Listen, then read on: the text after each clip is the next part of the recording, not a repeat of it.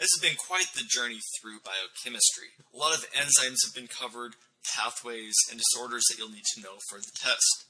Make sure you're comfortable with this material so you don't miss an easy point on test day. Let's do some practice questions to demonstrate how biochemistry metabolism may appear on the USMLE. In a healthy individual, fasting leads to increased lipolysis, the breakdown of lipids, increased accumulation of fatty acids, and increased production of acetyl-CoA enzyme A, acetyl-CoA. Acetyl-CoA is an allosteric activator of an important mitochondrial enzyme that's going to catalyze a rate-limiting step in gluconeogenesis. What is the product of the reaction catalyzed by this enzyme? Is it A, fructose 1,6-bisphosphate? Is it B, glucose? Is it C, glucose 6-phosphate? Is it D, oxaloacetate? E, phosphoenol pyruvate? Or F, pyruvate? If you chose D, oxaloacetate, you would be correct. Now let's take a look at this complicated and tough question. Well, the question is simply asking, how is gluconeogenesis regulated? So that's one question it's asking. And then it's also asking, what is the product of that step? So, two kind of parts that we need to talk about. So remember from our conversation on fatty acid metabolism that fatty acids get converted into acetyl-CoA molecules. So let's clear this off and take a look. We get our acetyl-CoA molecules created. Gluconeogenesis is going to be the reverse of glycolysis, and it occurs in the liver when the body wants to create more glucose molecules, like during a hypoglycemic fasting state. Now, to make this glucose, the body needs to reverse our glycolysis using 4 key enzymes here, and we need to bypass those irreversible steps in glycolysis. Now, a molecule of pyruvate is first converted to OAA by pyruvate carboxylase. This step is going to be allosterically activated, and it's going to be stimulated by acetyl-CoA. So when there's high levels of acetyl-CoA, this pyruvate carboxylase enzyme will start converting pyruvate into OAA, and gluconeogenesis can thus occur. So therefore, what is the product of the reaction catalyzed by this enzyme? Well, that enzyme is pyruvate carboxylase because it's allosterically activated by acetyl-CoA, which is what the question was saying. So this is going to be one of those tougher questions. Don't feel bad if you struggled through this, because that's what I'm here. This would be one of the more difficult metabolism questions. I don't want to give you the curveballs. I want to make you think here. Let's do another one. A 55-year-old man with recurrent arthritis of both knees is going to present to his primary care physician for a routine checkup. Results of the urinalysis are negative, but the nurse reports that the urine sample turned black on standing. Ooh, light bulb should be going off. Levels of what substance will be most notably elevated in the urine sample of this patient? So, the one thing that I want to point out is urine sample turned black on standing. Is it A, branched amino acids? Is it B, cysteine? Is it C, homocysteine? Is it D, homogentistic acid? Or is it E, phenylalanine? Now the correct answer here is going to be D, homogentistic acid. The question gives some good clues as to what the patient has. Remember, turned black on standing. We've also got recurrent arthritis of both knees. We've got debilitating arthralgias. So on routine checkup, this 55-year-old man comes in, his urine turns black. Now these findings together suggest alkaptonuria, which is going to be the result of a defective tyrosine amino acid degradation. So we've got bad tyrosine breakdown. That's what's going on here. Now, the enzyme missing in this reaction, in the conversion of homogentistic acid to mallyl acidoacetic acid, is going to be our enzyme homogentistic oxidase. This converts our homogentistic acid over to our malacetic acetic acid. Therefore, high levels of homogentistic acid will be present, since alkaptonuria is going to be a deficiency of this enzyme. Now that leads to our black urine and arthritic damage. A 6-month-old boy is brought to the physician because he seems smaller than the other babies his age, and he occasionally vomits that's associated with bottle feedings of milk. He is born at home and did not undergo newborn screening. I want to emphasize that. He was born at home and did not undergo newborn screening. They will put this in the test prompt, making you think, oh, I need to be thinking about biochemistry metabolism. On physical exam, the patient is found to have jaundice, bilateral clouding of the eye lenses, and hepatomegaly. He also has signs of developmental delay. Which of the following enzymes may be defective in this condition? Is it A, alpha-1 hydroxylase? Is it aldolase B? Is it galactose-1-phosphate uridyl transferase? Is it iduronate sulfatase? Or is it E, transmembrane copper transporting ATPase? Think you know the answer? The defective enzyme here is going to be C, galactose-1-phosphate uridyl transferase. The question prompt gives us all the information we need to figure this one out. Here we see a 6-month-old boy. We see vomiting after bottle feeding. We also see jaundice. We see bilateral clouding of the eye lenses. We see hepatosplenomegaly. We have developmental delay. A lot of clues are going to be given. Now, with all this in mind, hopefully you're thinking classic galactosemia. Classic galactosemia. This is going to be an autosomal recessive disorder that's caused by a deficiency of this galactose-1-phosphate uridyl transferase enzyme. Remember that there are 2 galactose metabolic disorders. We have a mild form, a galactokinase deficiency, which may present with infantile cataracts, but not usually developmental delay because of its benign nature.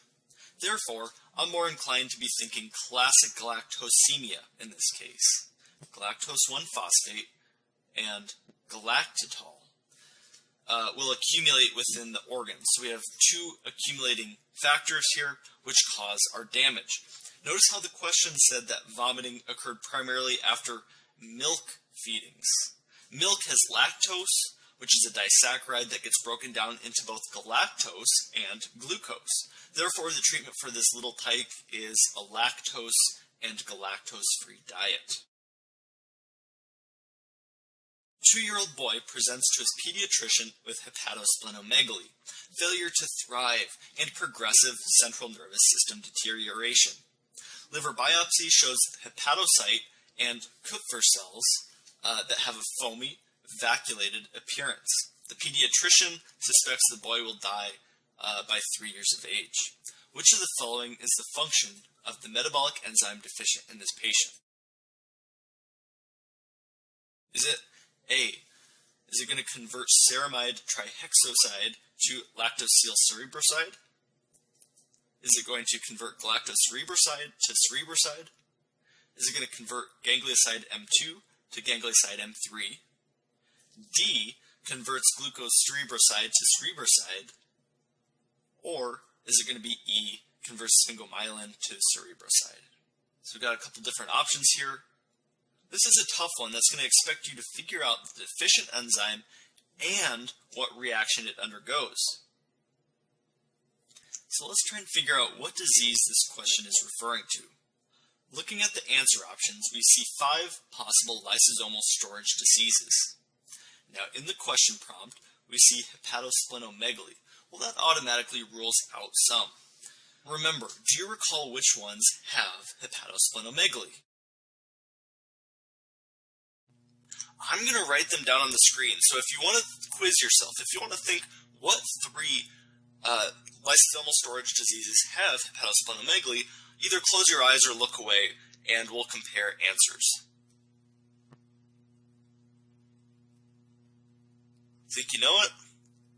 Alright, you can cheat now. We've got Gaucher's. That's one of the lysosomal storage diseases that has hepatosplenomegaly.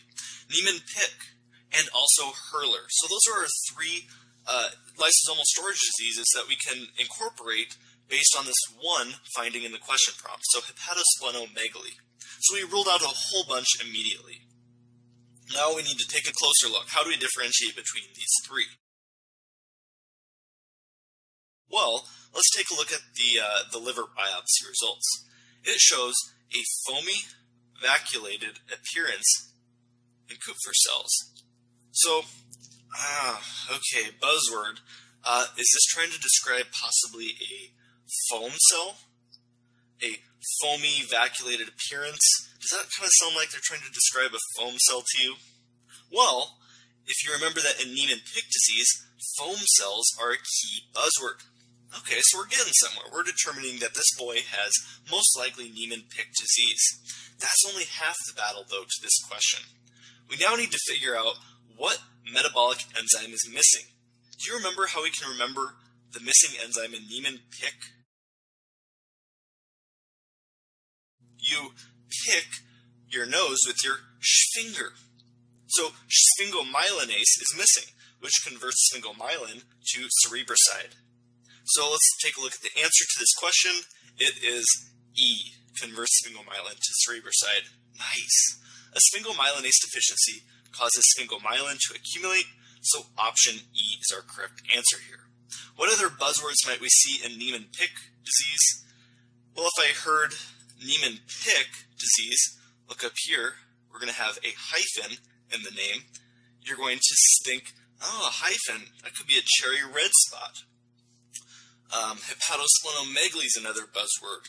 Also, foam cells, Ashkenazi Jew, pick your nose with your finger. All of these are just ideas to help you separate the different lysosomal storage diseases because these are going to be high yield on test day. The lysosomal storage diseases will be important for you to remember and to differentiate between the different ones, what enzymes are missing, and what are the key buzzwords. So make sure you know them in and out.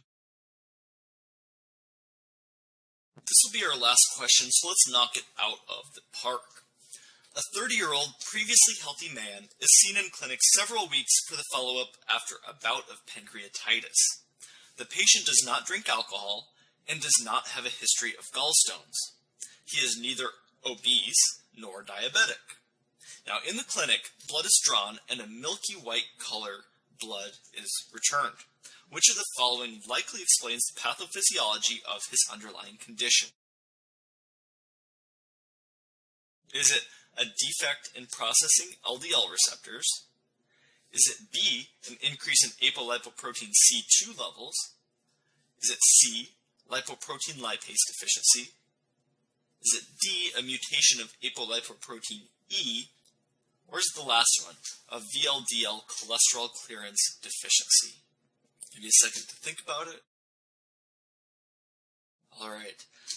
For this case, the correct answer is C, a lipoprotein lipase deficiency. Now, this patient most likely has a type 1 dyslipidemia, also termed hyperchylomicronemia. Remember, in this disease, there's going to be an excessive amount of chylomicrons in the bloodstream. That causes that milky white appearance of the blood due to high triglyceride levels. Also, hyperchylomicronemia may cause bouts of pancreatitis and hepatosplenomegaly. So do you remember what the two causes of hyperchylomicronemia are?